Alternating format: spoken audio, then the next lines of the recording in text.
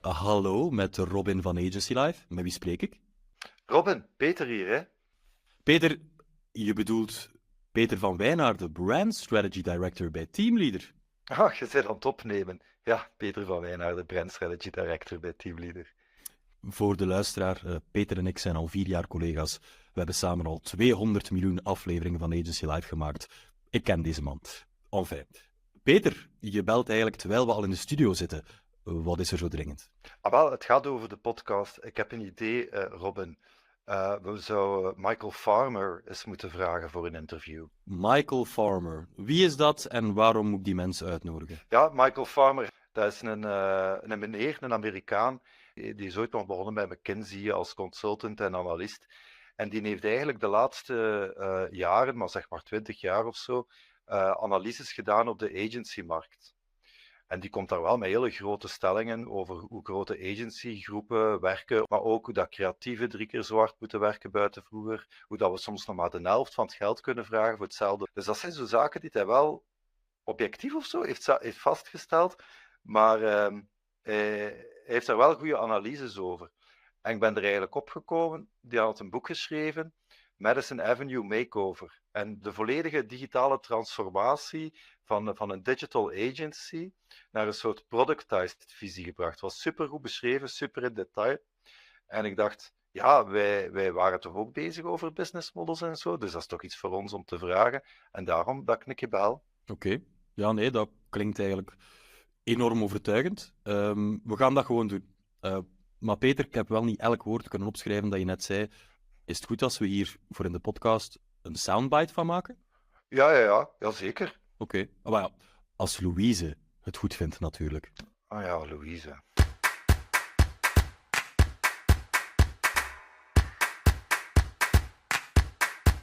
Good evening, Europe. Welcome to Agency Life, the must-follow podcast if you want to run a better agency. I'm Robin from Teamleader, here in the studio with my ever-so-cheerful sidekick, Louise. Hello, Louise. Good evening, Europe, indeed, and good evening, Robin. Because you heard it right, for the first time this episode we're switching to English. Indeed, the language of Shakespeare. But why? Well, I hope our loyal listeners aren't too confused, but they don't have to worry. We're still just Robin and Louise. We're still just bringing you the conversations with the finest agency people in the business. But Robin, do tell, why aren't we speaking Dutch this time? Yes, so usually, Louise, as you know, you and I have conversations with agencies from Belgium and the Netherlands, and then we have some other colleagues who do it with agencies from France and Germany. But today we're going all the way across the Atlantic. We have an American guest in the studio. It's all very exciting.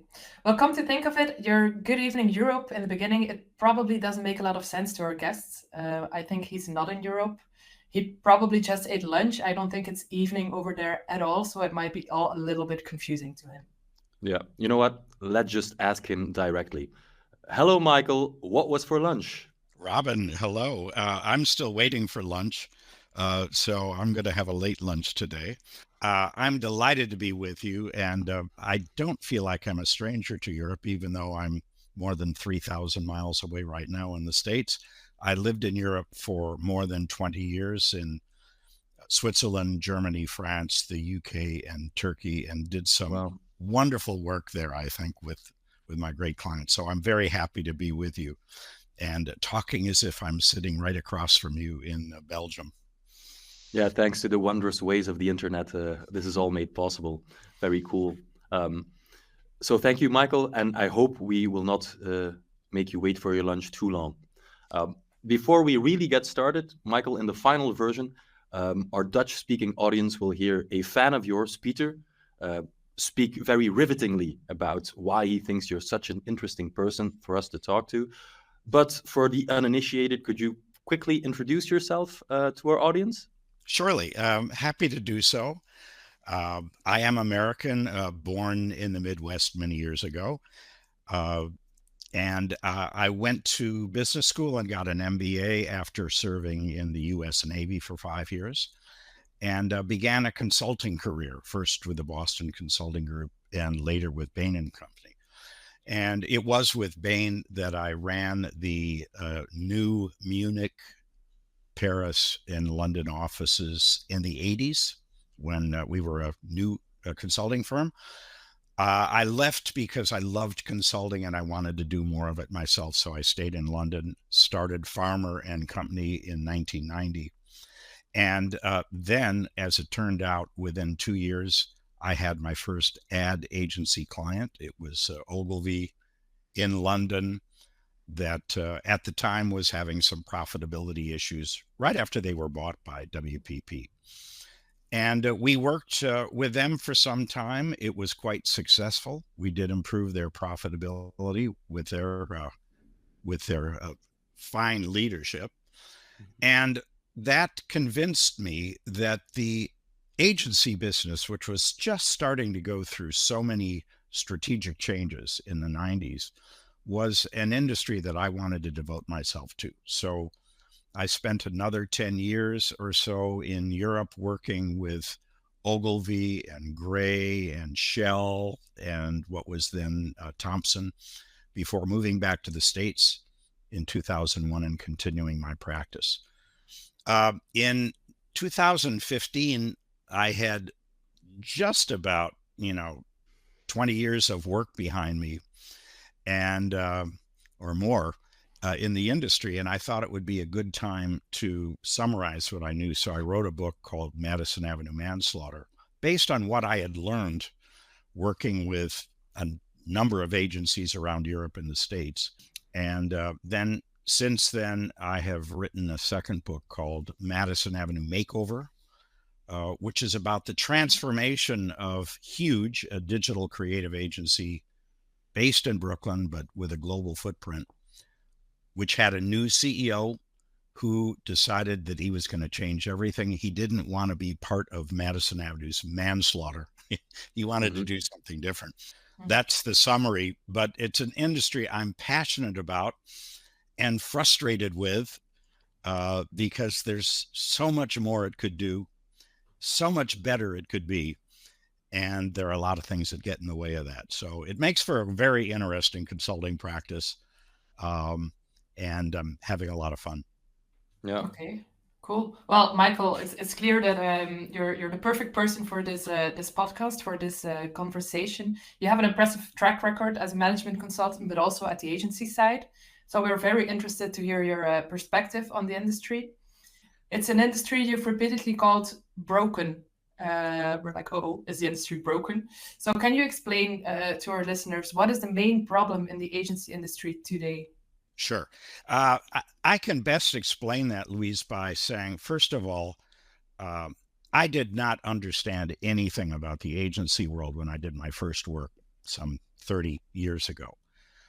And that was often the case in a consulting assignment. When you walk into an industry, whether it's an advertising industry or a chemical industry or glass making or automotive, you don't know what's going on. And it isn't always a great direction for the senior people to tell you, this is the problem we have, and this is the work that we need done. I found that it helps to develop a personal and data-driven point of view about what's happening. And I came to the conclusion that the industry was broken after several years of discovering that ad agencies do not document or measure the amount of work they do with clients. And as a result of that, they do not use it to negotiate fees. And in fact, they don't even really know how much work they're doing for any given client. And that is a very odd thing, because at the most simple, ad agencies are very creative factories that make ads for clients. They make strategies and they make ads. So they are doing things, and they are doing deliverables for their clients. And yet they don't use those metrics to determine how much they get paid. So in a way, they are agreeing to accept a certain amount of money and to allocate people for an uncertain amount of work. And at the same time, most of the big agencies are owned by someone who need increasing profits from them. So if you have an uncertain amount of work, which, as it turns out, is growing, and fees that are being held down a bit by clients. You're really creating a recipe for disasters, because often the only way agencies can make a profit margin is to downsize. And there can't be anything worse than getting rid of people when the workload is growing and the strategic complexities are even more complex. So I said, this is a broken industry because the agencies are certainly not protecting themselves, and they're not protecting their talent. And they're not even making sure that they do great work for their clients to drive improvements in sales. Because if you do more and more work with fewer and fewer people, there's going to be an effect on quality. Mm-hmm. All of that adds up to all the different ways that I think the industry is broken. And yet it is not a permanent break. There are things that can be done about it. But I don't see the leadership either in the marketing departments of clients or those people that are running agencies coming to grips with the broken nature of the industry. That's what really frustrates me about where things are headed. Mm-hmm. Yeah. So you think that agencies are not aware of these problems, of the fact that they're working more for less money? I think that agencies don't think about the quantity of work they're doing.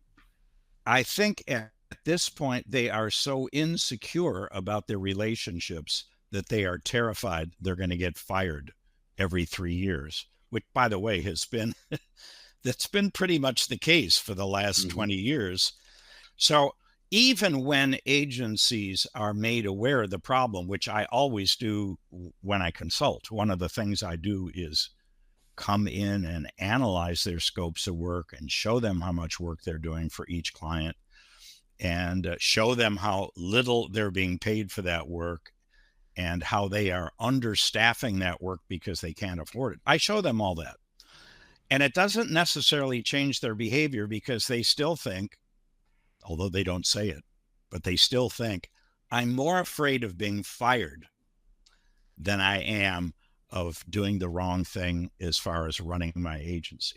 In fact, they don't want to confront their client and say, look at all the work we're doing and look at how little the fee is. And we have some analysis now that shows, that Farmer did, that shows that there's a big gap. They're afraid to do that. They don't want to confront their clients. They want to be nice people and go along and keep them happy and service them and retain them for next year. But I think they're playing a loser's game. I don't think they're playing a game they can win by doing that. So basically what I hear from you is that these agencies are basically staying in somewhat unhealthy relationships with their clients rather than address the problem at hand, which is they're being underpaid for a lot of work. Yes, I don't think they would agree that the relationships are unhealthy, because they are working to make them feel good. But what I'd say is something can feel good and be bad. And I think that that's really where we are in these relationships. They feel good. Everyone worries about the surveys that are done about client satisfaction, et cetera. They worry about, all of those things. Mm-hmm. But if you actually look at how much money is spent on agencies, how much money is spent on media, and you look at how much work is being done in the scope of work, and then you look at the results that are achieved by this, and you'd have to say that's unhealthy.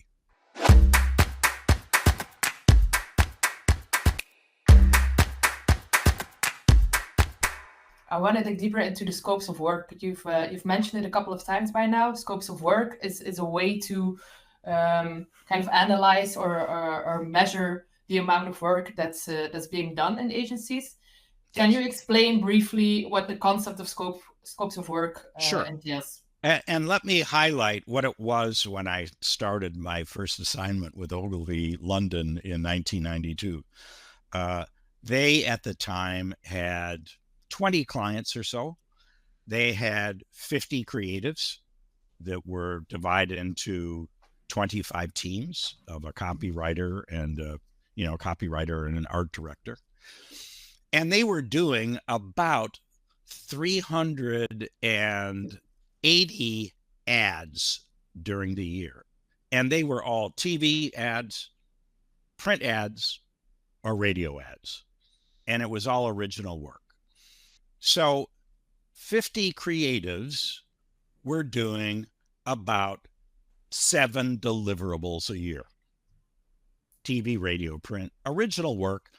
The work received a lot of attention from the executive creative directors. They looked at every single piece that went out the agency. And they, throughout the process of developing a TV ad or a print ad or a radio script, they were reviewing the work of the creative teams. And as far as they were concerned, it had to be done right before it would go to the client. Anyway, that's the way the business used to be. It is the way the industry mythologizes itself. Like, we do the work. We make sure the work is right before it goes to the client. Our senior executive creators who make millions of euros per year bring their creative attention to the work of more junior people, and they get it right. That's the myth. Okay. Mm-hmm. 2 years ago, I did another study for another Ogilvy office in the world. So this is now, we're in 2023. This is in 2021. And that office, which is in a big city, also had 50 creatives, just like Ogilvy back in the old days. Ogilvy in the old days had 380 pieces of work. Do you know how many pieces of work were being done by 50 creatives in 2021? 15,000. 15,000. Wow. Of which 13,000 were adaptations of 2,000 pieces of original work. The average creative was doing 300 pieces per year. What are they? Facebook posts, Instagram posts, online video, direct marketing, banner ads, email marketing. Do you think anyone ever looks at the work that a creative is doing if they're doing one a day? No. Impossible. In other words, the creative directors are now looking at the very small part of the scope of work. Scope of work to me is the sum of all the work that the agency is doing. So the executive creative directors might still be looking at the TV work.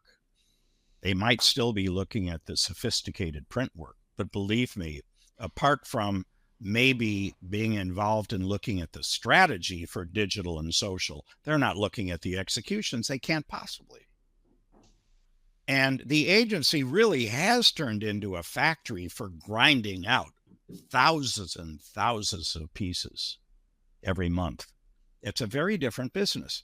I can't think of another industry in my long consulting career that has gone through as many changes and at the same time is as ignorant about how dramatic those changes have been and how it needs a rethink today. And what's the rethink? Well, if clients aren't growing today, they need to grow in the future. Yeah. That's the only way they can maintain their share price, continue to attract talent, and be relevant in the marketplace. It's all about growth and competition. So if agencies aren't doing that, they need to do it. Clients need to come up with better scopes of work that actually work. And I believe that the 15-year investment in digital and social, as exciting as it has been, hasn't delivered the results. I mean, does anyone dare say that maybe digital and social aren't as good as people have always thought they would be, even with better targeting? I think it's worth asking that question. Yeah, it's very interesting what you all say. But we'd like to hear about the impact of your approach, your scope of work approach to pricing and putting a value on your work, because that's an interesting part of your books. Okay, well, that is the fun part. And it was really fun as a consultant to figure out how could you measure a scope of work And what would you use as the metric? You can't say we're doing 25 kilos of work. You can't weigh it. Mm-hmm. And I always thought that it was the way you would measure a scope of work is the way you would measure calories with fruit. You know, what is a bowl of fruit? If you have bananas and apples and peaches and grapes and pears, you could say how many calories are in this bowl of fruit. You could do that. There's a way of doing it. And because the departments of agriculture of the countries in Europe and in the United States have developed tables that says a banana has X number of calories per 100 gram. An apple has so many calories per 100 grams. That sort of thing exists. So all you'd have to do is take that table, measure the weight of the fruit, and you could calculate how many calories in each piece of fruit and add them up. And that is the approach that I took with the scope of work. We'll go back to 1992. I was with Ogle. We finally figured out that they were doing 380 pieces of work. But then we had to ask, well, you're doing TV, radio, and print. I had to ask the creatives, how are those different for you? Well, they'd say, well, TV takes more time than print, and that takes more time than radio. Radio is just a script, so that's done by a copywriter. You don't have an art director involved. When you have a print ad, you have both pictures, photography, picture, color, words, and have a video production like a TV thing or a film production at the time. You know, you've got moving pictures, you've got actors, you've got scenes, and all that other stuff. So we started from the idea that weight would be relative to how much creative effort was involved. And they were quick to say us that not all TVs are the same or not all prints are the same. There are two basic types. There's an original piece of work, and there's an adaptation. So an adaptation is you had an existing piece of work and you changed it somehow. You changed the language or you made it shorter. So we learned, okay, for each deliverable, TV, radio, print, there's an origination and an adaptation, and they have a different weight in terms of creative time. And then in addition, they told us that they're not all the same. There are really difficult ones, there are typical ones, and there are really simple ones. So we thought, okay, we'll call it creative complexity, low, average, and high. So we focused on the creative workload, and we developed a unit of work. We invented a calorie, so to speak, called the scope metric unit, an SMU. And an SMU is really the size of a deliverable in terms of its creative effort. Now, it varies by media type, it varies by origination versus adaptation, and it varies by creative complexity.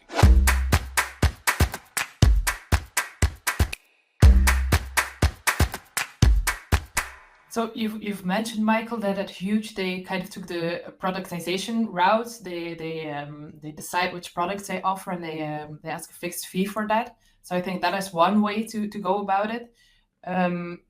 Does managing your agency based on scopes of work necessarily mean that you have to price your work at a product-based fee, or can you also explore other options like value-based pricing, performance-based pricing? How do these business models relate to the scopes of work? Personally, I am not in favor of value-based pricing, meaning the work delivers a high value, the clients are growing, they're making more money, we get a big bonus. First of all, that does not exist in 99% of the industry at all. It's a myth. And it kind of bothers me that so many agencies say, we should be paid on a value basis. That's what's wrong with the industry. The industry does not recognize the value we're delivering, and they're paying us on man hours, and that's wrong. We should be paid on a value basis. Well, the truth of the matter is, I don't think the work's generating value. Prove it to me that you're generating value. Clients, 21 out of the top 50 advertisers have not grown very much in the last 13 years. So stop dreaming about this fantasy. Clients don't think your work is delivering value. That's why they change every 3 years. Now, look, what's better, Louise, is get paid fairly for the work you do. If that work delivers value, get a higher price for that work next year. That is what the consulting firms have been doing for 40 years. And today, Bain, McKinsey, Boston Consulting, A.T. Kearney, Booz Allen, Accenture, Deloitte, PwC, IBM, all of these consulting firms, they pay they charge their people out at 5 times their salary or 6 times their salary because the work delivers value. Mm-hmm. Agencies are lucky to get 2 times multiple on the cost of their people, and their people are cheaper. So I think the secret to pricing is price for the work. That is a fair, like we're doing 10 things for you. Here are the price of the 10 things. You're buying 10 products from us. And here's the price of the 10. And by the way, clients I have use scope metrics as the basis for a price. We charge a price per SMU for the work. Mm-hmm. I'm implementing that system at a major pharmaceutical company today. Mm-hmm. So, but it makes sense. Pay for the work, not for a guesstimate of man hours. Mm-hmm. And then if the work generates value, pay more for it in coming years because it's worth more. Louise, there's another reason for product pricing as opposed to man-hour pricing, which is that artificial intelligence is coming in and will take away at least 20% of the man-hours that are being used by agencies. And that could lead to 20% loss of income overnight. Now think about the Ogilvy agency that I mentioned that was doing 15,000 pieces of work, of which 13,000 were adaptations. And particularly ad banners and email marketing and Facebook posts and that sort of thing. Believe me, software, artificial intelligence software can replace almost all of that work. Now, 13,000 adaptations versus 2,000 originations doesn't mean that it's more than 40% of the total workload. The 13,000 adaptations are about 40% of the workload in that situation. And if AI only took half of it, that would still be 20%. Mm-hmm. So even before AI came in, I felt that agencies should move to productization, get paid for your work. But with the advent of AI, I now think that it is, your house is on fire. You better do something about it right now. Okay. Because it's going to happen very quickly. So in your opinion, AI may be like the final thing that kills off the billable hour as the basis for pricing and for agencies to run. I think so. And I think many agencies will learn the hard way. I've been invited to sit with agency task forces that were looking at AI. And they were asking questions like, how do we make money from AI? Almost like, oh, here's a new and shiny thing. There must be a way we can make money with it. And the advice that I've given to them is stop thinking about that. Start thinking about how what is the degree to which AI could destroy our business in the next couple of years? And then let's develop a strategy to keep that from happening. Because I think that if we waste our time thinking about how to make money, it's going to come in the door and destroy our economics. So, Louise, I am very excited about AI coming in because it's creating a greater urgency about understanding the scopes of work and understanding the nature of agency economics. So it's like AI is like an ally for me now, because I can talk to agencies about the urgency of thinking about productization and pricing their services very, very differently to protect themselves. So I'm excited about it, but I think that it's going to be tough in the next couple of years. I'm sure of it. Agencies will not dominate AI. Their clients will use it, and they will replace agency work with AI stuff. On that relationship with between agencies and advertisers, we already used the word unhealthy. You also used the word vendor. So how would you just assess the relationship between these agencies and the advertisers in the industry in 2023? Okay, well, I think it has deteriorated. The relationships have deteriorated when digital and social came in. And then, Robin, I'll come up to 2023. But if you remember, in the old days, an agency like BBDO or TBWA or Ogilvy or JWT or Leo Burnett would work a very long time with a client, and they would do TV, radio, print. They would do that. When digital and social came in around 2007, the agencies were not diversified. They could not do all that stuff. So their clients had to go out shopping. And they then said, well, we'll keep Leo Burnett, but we're going to add a social agency, a search agency, a digital agency, maybe a programmatic agency. And they started dividing up the agency franchise, and they dropped the idea of an AOR, an agency of record. So all of a sudden, and it didn't happen overnight, but gradually a single agency became a portfolio of agencies. And when that happened, the client said, we have to be in charge now. We have to decide which of these agencies get how much money and what work they do. If we listen to them, they're all going to be fighting with each other for every dollar or euro of work. They're going to be fighting for fees and fighting for work. They can't be trusted. So we have to be in charge. And then in addition, procurement said, yes, and I want to look at fees because I don't want to overpay for, if we're going to work with 10 agencies, I don't want to overpay for that. So the net effect of 15 years of that is that now clients are in charge. Clients decide scopes of work. Clients decide the fees. Client decides which agencies they keep and which ones they change every year.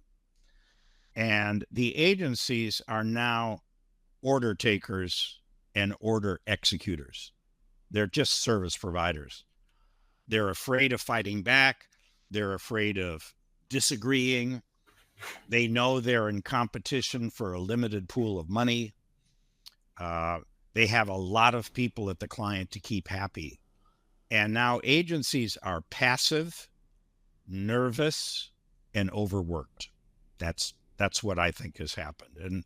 And that's why it's even harder to bring about change.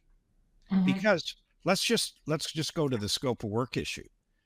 If a client gives you a scope of work that has 4,000 deliverables in it, or if the total scope of work has 4,000 deliverables, and history has proven that it doesn't deliver growth, the agencies should say, I don't think that's the best scope of work for what we need.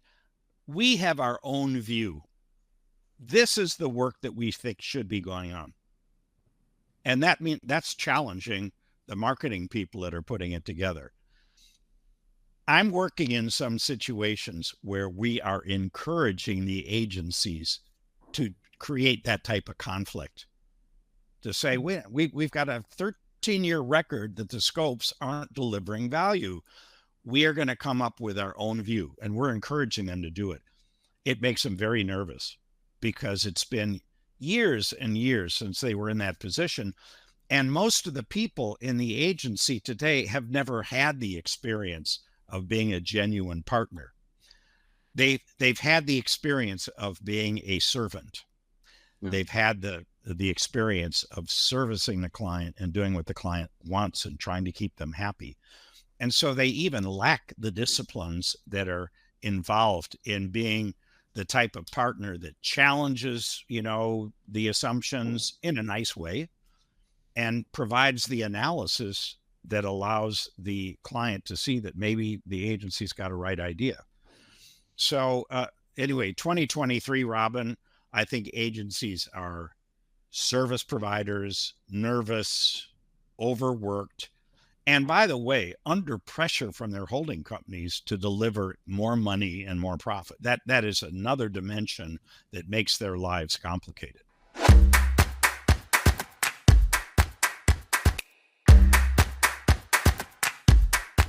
So earlier on in this conversation, you were talking about having difficult conversations and being like the bringer of bad news and how people don't really like hearing that. Are we at the breaking point where in order to make an omelet, we're going to have to break some eggs for the industry to thrive in the future? Yes. You have to break the eggs to make the omelet. And really, it's the culture of the agency that needs changing so that the operational practices can change. And what do I mean by the culture? This is an industry that has had one mantra for 60 years, which is we're creative. Creativity delivers value. We're always striving to be more creative. It is not simple to be creative. If we are failing at our mission, it's because our creativity is lacking, and that we need to constantly upgrade the quality of the creative department in order to be more creative. And if you think about what we've been talking about here, for the last hour or so, the truth of the matter is maybe it is creativity it's lacking, but there are some fundamental business practices that are lacking too. Like, we don't know what work we're doing. We have not evaluated whether the work we're doing delivers value for the client. The truth of the matter is our clients are not growing, even though we talk about giving them all the creativity that we're capable of. And I'd say that the culture of the agency needs to recognize that being creative is important, but it must be within a healthy environment. If you make an omelet, you can't put the eggs in a pan that is too hot or it will burn. Or if you put it in a pan that's too cold, it will never develop a crust and the eggs won't cook. In other words, you have to do some practical things so that creativity can work. Mm-hmm.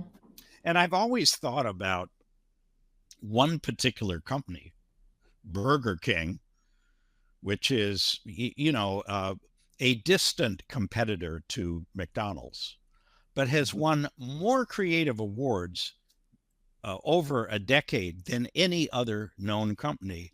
And yet, if you look at its own performance in terms of sales per store, sales per restaurant, it's one of the worst performers in the industry. So Burger King is lauded as their creative geniuses, and they sell less than half the dollars per store or euros per store anywhere in the world. Why? Well, maybe their outlets aren't clean, or maybe the product isn't very good, or maybe the people are rude, or maybe the locations aren't very good. There are a lot of reasons, but doing really creative ads for Burger King doesn't help them operationally. And yet the industry talks about what geniuses they are. They're not geniuses.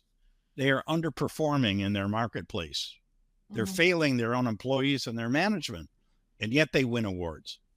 So I think that the culture of creativity needs to be challenged in a positive way, meaning, yes, we always need more creativity, but there are other things that we have ignored that we are not doing, and they have to be just as important in our environment. Technology is one of them, and good sound management practices are a third. They have to work as a team. And, you know, the thing is, agencies are still looking back to Bill Bernbach, 1959, to David Ogilvy, the 50s, the 60s, the 70s, and the 80s, to Leo Burnett, to all these great people that did astonishing work 60 years ago. But it was a completely different world. It was a world that was recovering from the Second World War. It was a world where television was new and television advertising was new. It was a world where consumers didn't have many of the things they needed. They didn't have cars. They didn't take holidays. They didn't make financial investments. And so, and they didn't have, you know, they hadn't purchased all the household appliances that they would purchase. It was a growing economy from 1945 to 1990 everywhere in the West and in Asia and Latin America and the States. And television helped to fuel that with creative work. That's not where we are today at all. You know, the average household is well served with cars and appliances and vacations and education and many other things. Selling stuff to the market is harder. And just pure creativity doesn't do it. It doesn't matter. You've got to do so many things. You got to do what Amazon does so well. You know, total reliability, great customer base, overnight delivery, easy returns. You know, they make it so easy. And so it's a different challenge. And I think the first thing to bring about change is they have to look at what they've been saying about themselves and ask whether it really is enough. So there's a need for cultural change, and then put together the business practices that will make that work. Does that, Robin, does that sort of answer your question on that? In Technicolor, yeah, perfectly. Okay. Thank you very much, Thank you. Michael. Well, one thing I read that I thought was really interesting in the story of Huge is I think the new CEO said we need to transform agencies into growth acceleration companies, and we need to abandon the agency label. How do you feel about that? Well, he felt that as long as they told the marketplace that they were an agency, even if they said, Huge is an agency, but we're different. He felt that as soon as he used the word agency, his potential clients would put him in the same container as every other agencies they've ever worked with. So he wanted to get rid of the agency label. He did not impose this on his management team. In fact, I remember at the first retreat that Huge had, when they were debating what kind of a company should we be, I remember one of the executives said, maybe we should stop calling ourselves an agency. And that happened when they had decided they were going to be a growth acceleration company for their clients. And he said, I don't see how we can use the term agency, because agencies are something else. Agencies are organizations that try to bring creativity to work, but that work doesn't have a purpose. So if the purpose is our mission we can't use the word agency. We have to come up with something else. Mm-hmm. Well, I think then, Robin, we should maybe call our podcast Growth Acceleration Company Life. Yeah. Instead of Agency Life. The graphic designers are going to have a hard time with all those letters, but we'll just have to make it. Yeah, you'll need a new website and everything. That would be that'd be something. That'll add like 8,000 SMUs to next week. Exactly. I'm dreading it already. Yeah. You've been very, very clear and interesting in this podcast, Michael. Allow me to try to summarize, and then you can say if I got it right. So 3 things need to change in the industry. 1, agencies need to change their mission, help brands perform better. Secondly, agencies need to be partners, giving an independent point of view instead of seeing themselves as vendors. And then thirdly, agencies need to be paid for the amount of work that they do based on SOWs. Did I get that right? You got that 100% right, Robin. And I think that if you were thinking about wanting to transform an agency as a CEO, you would say, I know that I need a new mission. I know that I need to develop the conditions for partnership with my clients. And I know that I need to be paid for product, not man hours. So by what type of change program can I bring that about? And I think that those 3 things will lead to other subjects that need to be addressed later on. But I think from a headline standpoint, you picked the 3 highest priorities: mission, partnership, productization. Fantastic. Thank you very much, Michael. A lot of food for thought for our listeners. Also some talk about food, #making omelets. But I can imagine, dear listener, that you also have some questions.